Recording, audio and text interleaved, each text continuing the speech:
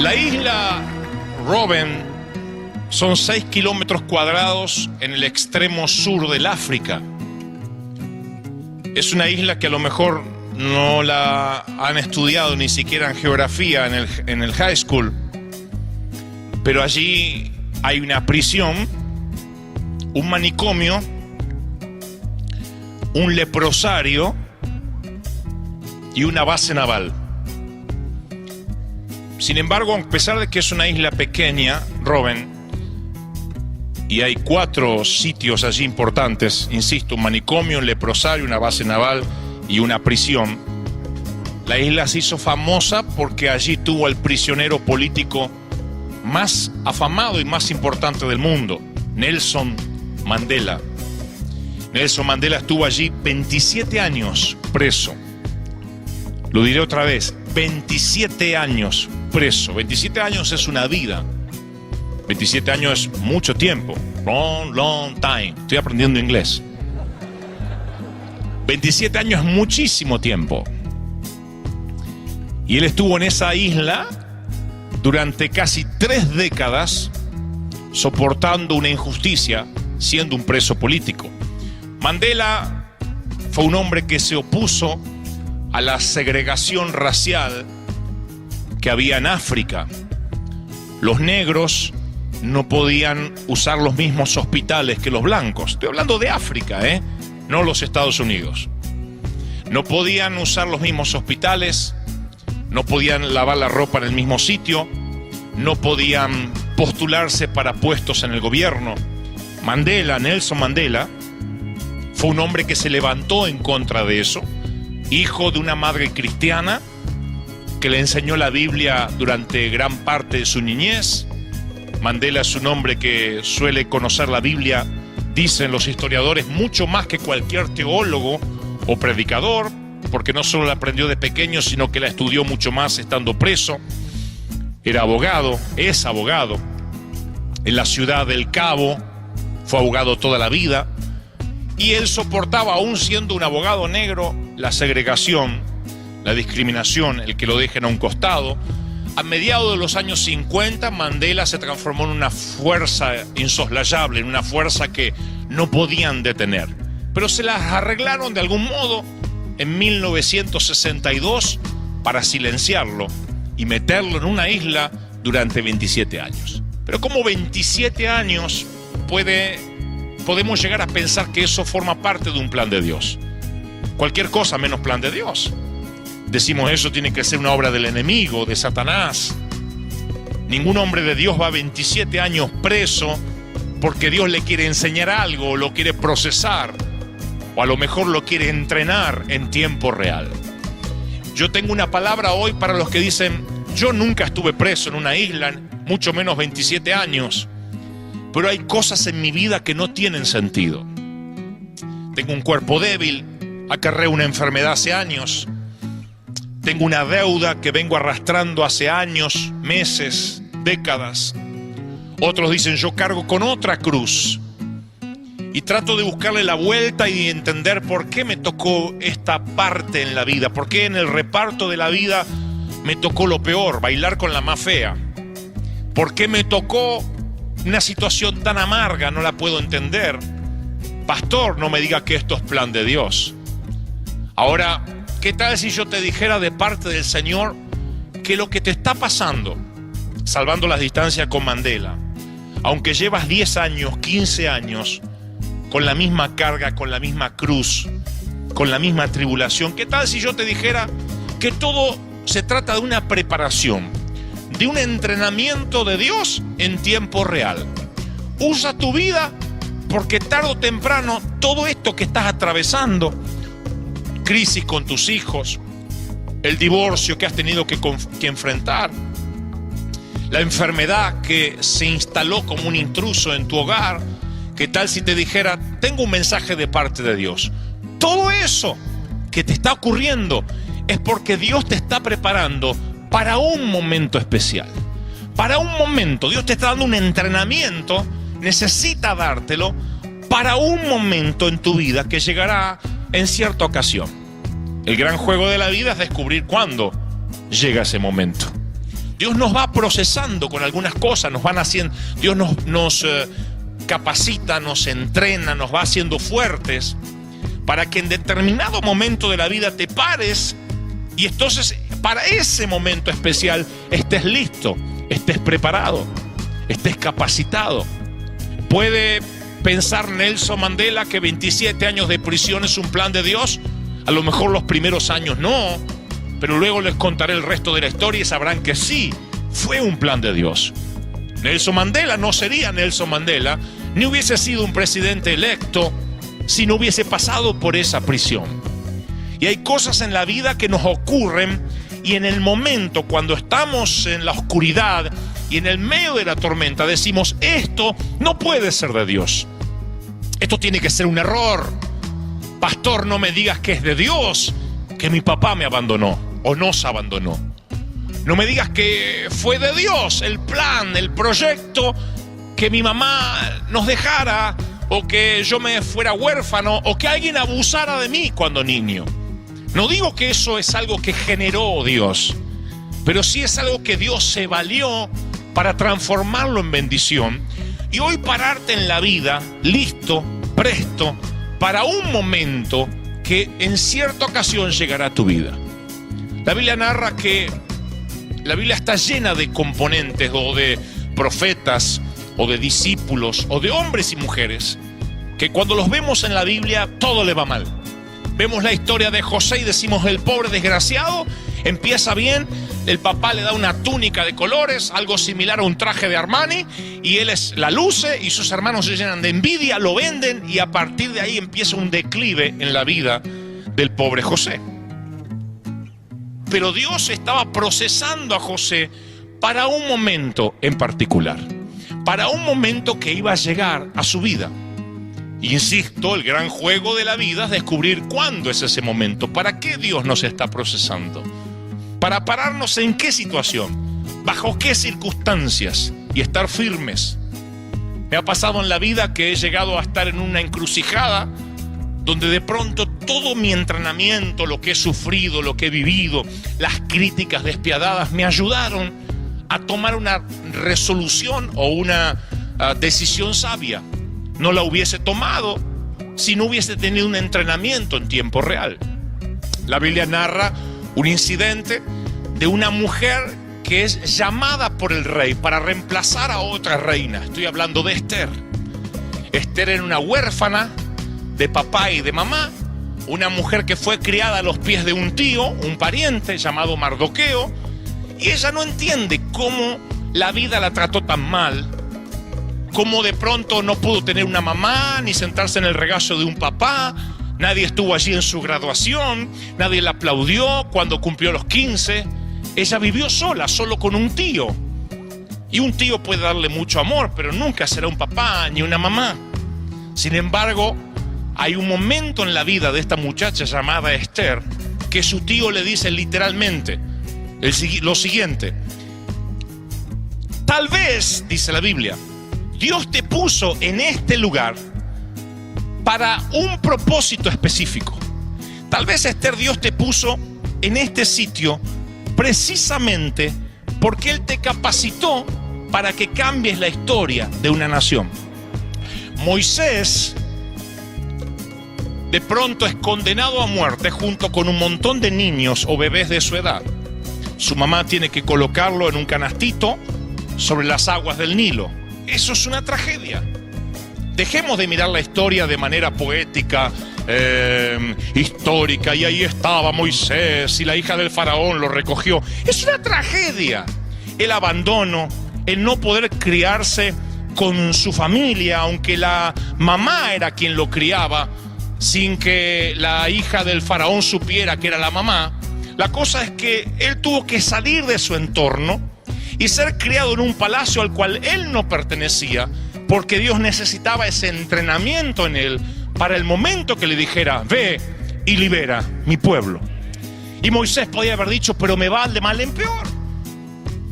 ¿De qué me sirve todo lo que estoy pasando? Es más, Moisés, inclusive estando en Egipto, la Biblia narra que mata a un egipcio y luego es un proscripto y se pasa 40 años en el desierto.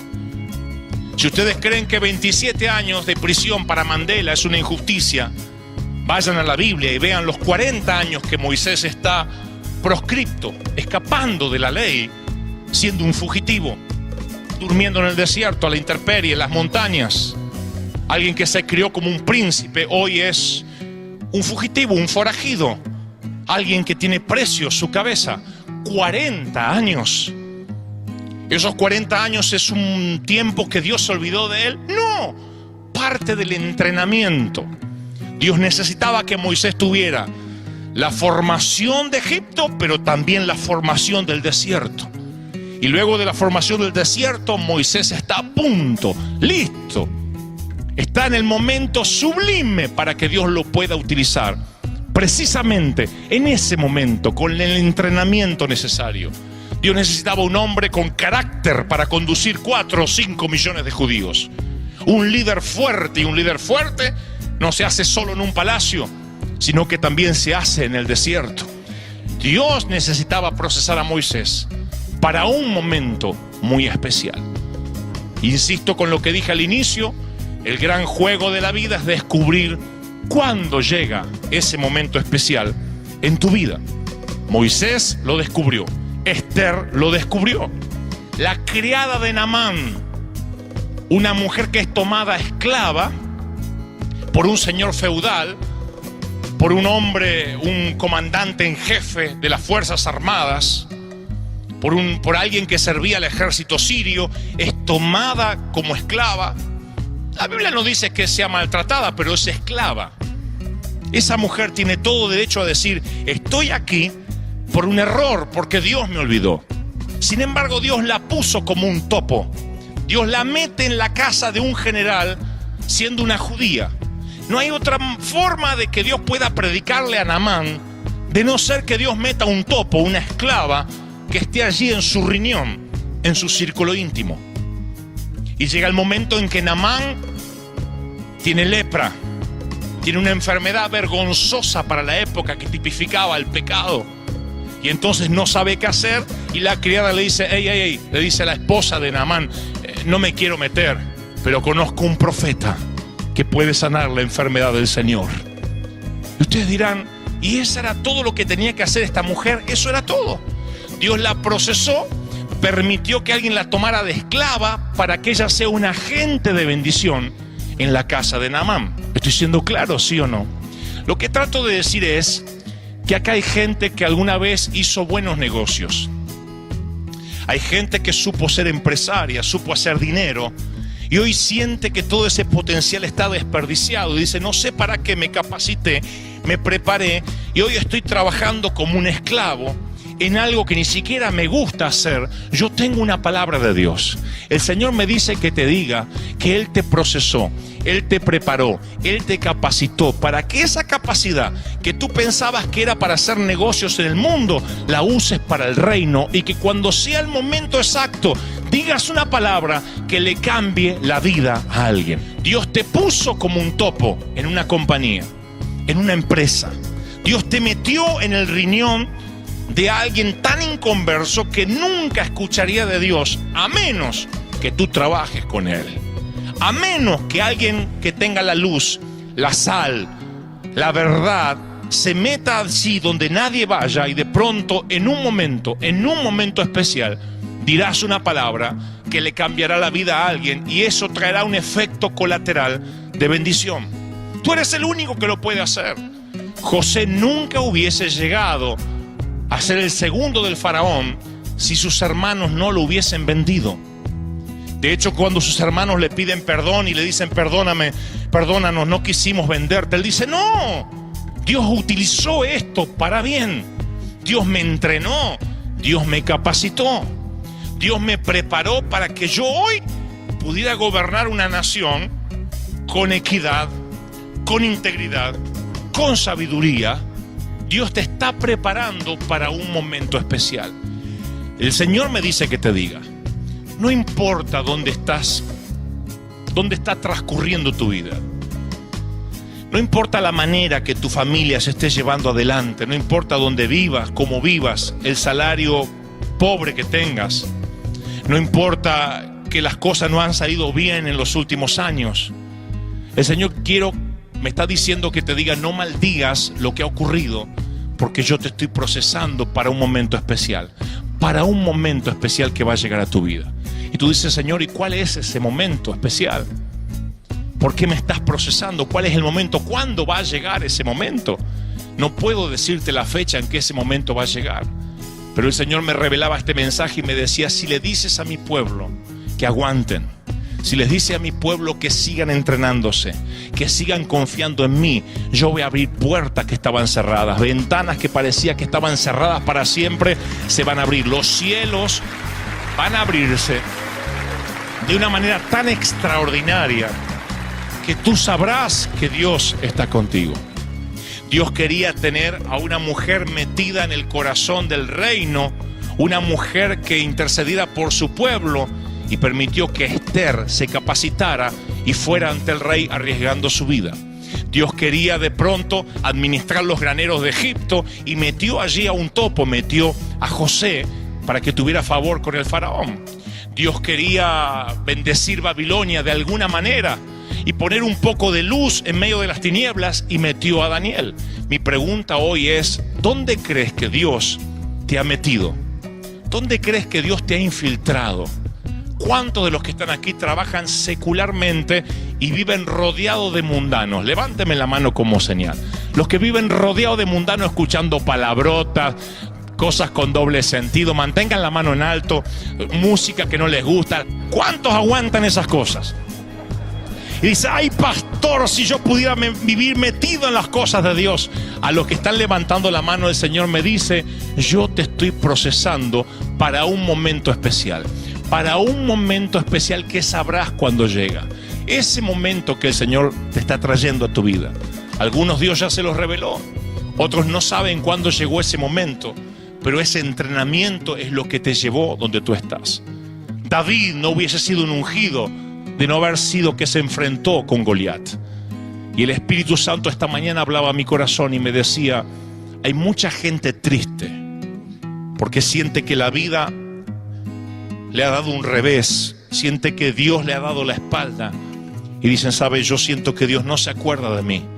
Estoy harto de que no ocurran milagros.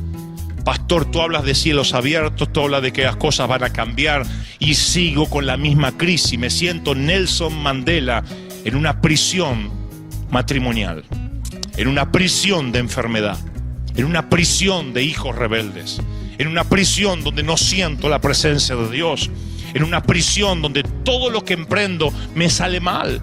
No me digas que esto es plan de Dios. La Biblia dice que todas las cosas ayudan para bien. Dios necesita procesarte.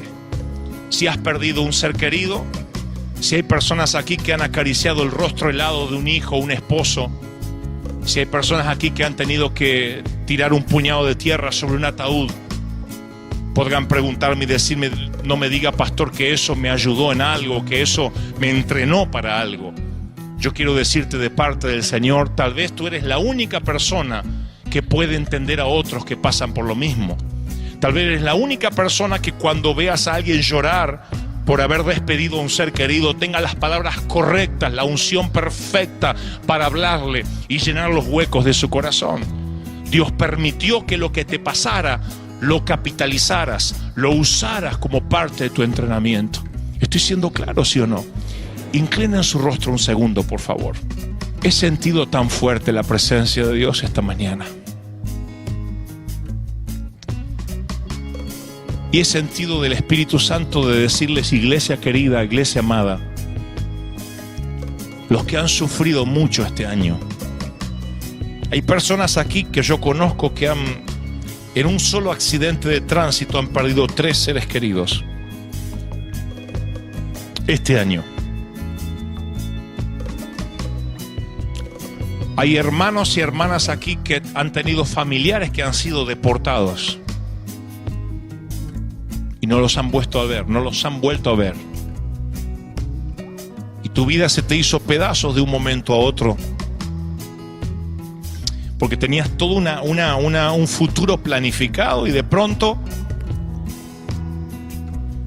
el detenerse en la luz del semáforo incorrecto, el estar en esa esquina cuando no debiste estar hizo que tu vida cambiara para siempre. Hay gente aquí que está en este momento pasando por quimioterapia. Hay gente aquí que tiene seres queridos que están pasando momentos difíciles. Y tienen una sola pregunta que podrían hacerle hoy a Dios. Si el Señor se te presentara en carne y hueso delante tuyo, estoy seguro que solo tendrías una pregunta: ¿por qué a mí? ¿Por qué yo? ¿Por qué a nosotros? ¿Por qué? Hay gente ahora mirándome por televisión haciéndose la misma pregunta: ¿por qué a mí? Dime por qué a mí, ¿por qué a nosotros? Teníamos la vida resuelta, ¿por qué? ¿Por qué esa infidelidad de pronto arruinó tu lecho matrimonial? ¿Por qué de pronto tu matrimonio, que parecía el cielo en la tierra, se transformó en el infierno? La pregunta es ¿por qué? Yo no tengo como pastor la respuesta de por qué exactamente, pero el Señor me dice que te diga: todo lo que te ha pasado hasta ahora es un entrenamiento en tiempo real. Te he entrenado, he usado lo que te ha pasado para que seas un gladiador de la vida, para que seas alguien que pueda pararte ante las dificultades, ante las situaciones difíciles, ante las situaciones límite, ante situaciones que otros se quebrarían. Tú no te vas a quebrar, dice el Señor, porque yo te he hecho fuerte. Tu soltería es una bendición.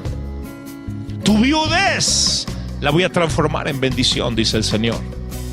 Tu fracaso matrimonial ya no será fracaso, será experiencia, será capital en tu vida, que te parará de diferente forma ante el futuro. Dios dice: no menosprecies lo que he hecho contigo. ¿Cuántos hoy aquí en esta tarde dicen: el Señor está hablando con mi vida hoy?